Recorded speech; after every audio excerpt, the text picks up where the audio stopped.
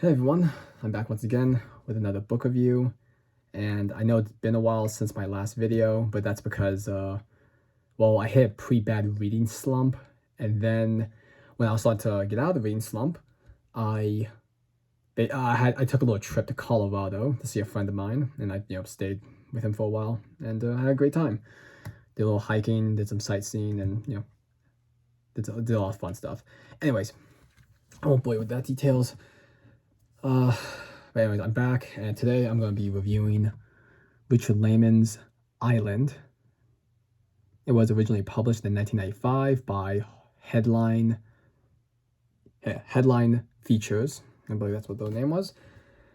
Although keep in mind, this is not this is a pretty new copy. This is from 47 North, which is an Amazon-owned company.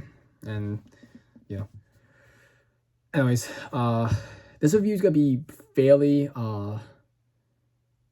it's gonna be spoiler free, but I will talk about like some minor plot details, but I won't go into too much details about that. Just like kind of certain things that happen, because I feel like with a book like this, you kind of have to talk about certain events to, I guess, fully review it and talk about, I guess, the pros and cons of this book. So with that being said, I'm gonna read the synopsis now. When Rupert Conway set out on a cruise with 7 other people, he planned to swim a little, get some sun, and relax. He certainly didn't plan to get shipwrecked. But after the yacht blew up, that's what happened. He and his shipmates were stranded on a deserted island. Luckily for them, the island has plenty of fresh water and enough food to last until they get rescued. And luckily for Rupert, most of his fellow castaways are attractive women. But that's where his luck ran out, because the castaways aren't alone on the island. In the dense jungle beyond the beach, there's a maniac on the loose, a killer with a murderous heart, a clever mind, and a taste for blood. He doesn't like his new neighbors, and he plans to slaughter them one by one. Okay, so I would say that the synopsis does a fairly decent job at explaining what the book's about, although there's some misleading things in it, and I can't go into too much details, but I guess like quote spoiling things. But it's kind of like, I mean, I guess I won't get into that. But one thing I will say that's kind of misleading, they say the killer has like a clever mind, and I would say that he's not really that clever. The only reason he's as successful as he is because due to downright luck, or because of the stupidity of the main characters. Because actually, there's like some moments where he tries to kill some people, and it seems like if it wasn't for certain events, he actually would have just been dead, and everything would have been finished. Anyways, okay, so as the synopsis said, it's about the main character seems to be Rupert, which, yeah, I mean, he is the main character. He's 18. He's on this little vacation with his girlfriend Connie. I guess I should say girlfriend, because they're not exactly boyfriend and girlfriend. They're just sort of like, I don't know. Rupert at one point in the book described it like, oh, I'm just her boyfriend, a convenience sort of thing, and they've never really done anything physical. So I think except for like maybe hold hands a few times. I think he may have mentioned that. It's been a few days since I finished this, since I read this book, so my memory's a little fuzzy. Okay, so yeah, there's Connie. Then there's her siblings, Thelma and Kimberly. And both Thelma and Kimberly are accompanied by the husband. And then there's also those girls, like, well, yeah, there's the mother, Billy. And it's spelled like Billie. And she's with her husband. So yeah, the little yacht they're on, it blows up. They're stranded on this island. They're trying to get their bearings. And that's basically what the book starts off with. It's basically Rupert describing what happened, because this book actually takes place, it's 100% in his point of view. It's like a first person sort of thing. And not only you got the first person stuff, you also got him like writing down things on his journal, either after it happened. Well, yeah, usually after it happened, of course, because how else would you write that down? You know what I mean? Like, it's like, oh, after something happens, like he's writing things in the journal, so that kind of like gives you an idea what happened in between certain things, yada yada. And I thought that was interesting because I've read other Laymon novels where it's a first person perspective, but this one's kind of interesting. Well, at least they try to do the whole journal thing. So yeah, that's I guess this is the overall theme of the book. Oh, I guess yeah, of course, there's also the whole thing, and then yeah, soon after this whole event happens, they find out there's a killer on the loose, and I'm not spoiling anything here, but it's pretty obvious who the killer is. Like I was able to figure out, and soon after, uh, the killing starts happening. They flat out say who it is, and just kind of like, yeah, no duh. Um, so where do I begin with this? Okay, well, I guess I'll say this about the book is that this is one of Laymon's most popular books. It seems like his fans really enjoy this one, and I'll say that I enjoyed it a lot too, but I also had quite a bit of problems.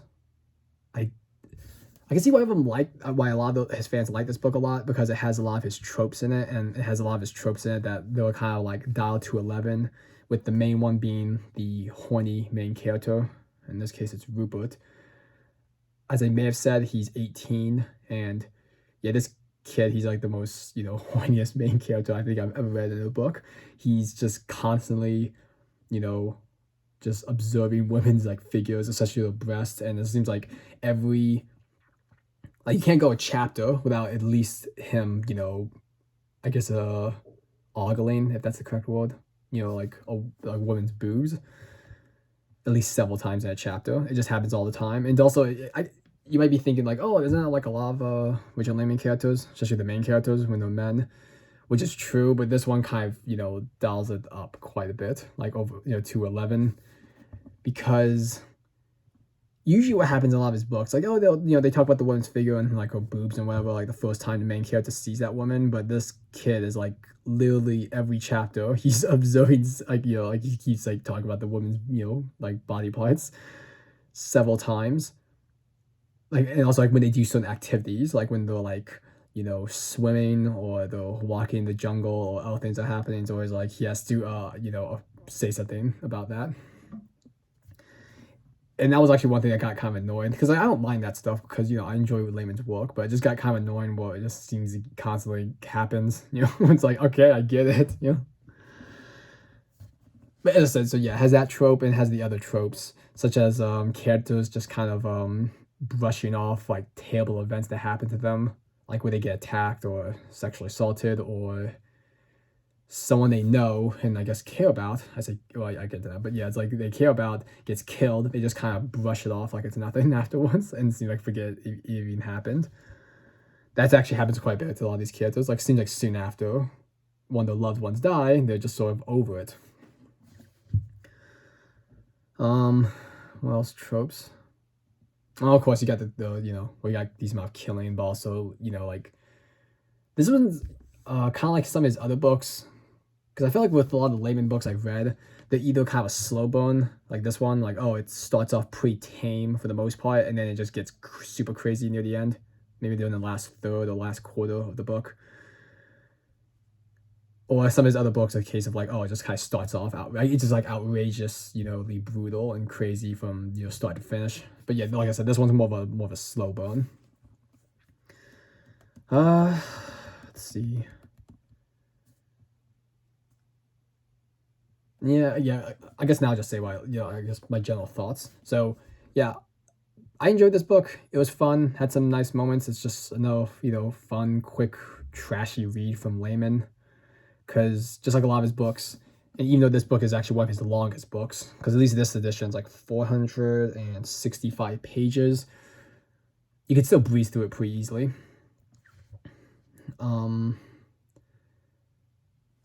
Like just how it's written, like I said, it's just kind of fun. It's also just even without the crazy or the kind of dumb moments, it's just kind of fun to read them. But with that being said, like I did have some problems with the book, such as, the constant horniness of the main character and the stupidity of a lot of the characters. Oh, and one thing I forgot to mention, this book doesn't have very many likable characters like at all. Like Rupert, he was just annoying because he does some pretty disturbing things, and like I said, he's just constantly horny. And also his girlfriend Connie, I did not like her at all. She was super annoying all the time. And what else? Oh shit, I lost my train of thought. But anyways, So, as I was saying, it's enjoyable for what it is, but it's definitely, like I said, I can see why a lot of people like this book a lot, but it's definitely not my favorite Layman novel. I much prefer other ones I've read. Um, what else? I guess I'll just say that, if you're a fan of Layman's, I would just definitely say check it out, but I wouldn't say this is the best book to start with, because actually at one time, well, this I wasn't like new to Layman, because my first book I read of Layman was Darkness Tell Us. And that's just one because my sister gave it to me. I was like after I read that one, I was gonna check out this one. Like I was just gonna read this one next or the Cello, because I was like, oh, those seem to be the most popular. And this one, I was kind of happy I didn't start with this, because I think if I did, like after Darkness Tell Us, I would have been constantly, or I'd be a little bit annoyed with some of the problems I have with this book. But anyways, I'm just blabbing here. Okay, overall, like I'll give it a good like 3.5 out of 5. It's like I said, it's a fun, trashy read. If you're a fan of Layman, you have fun. But I did have problems for the reason I just said earlier. And yeah, I should really just wrap things up, because I think I'm just saying, just repeating myself over and over. So I guess I'll just wrap things up here now. So take care, everyone, and thanks for watching. And hopefully I'll have a video up sooner. Then it won't take me like a month to make a new video. But anyways, take care, and till next time.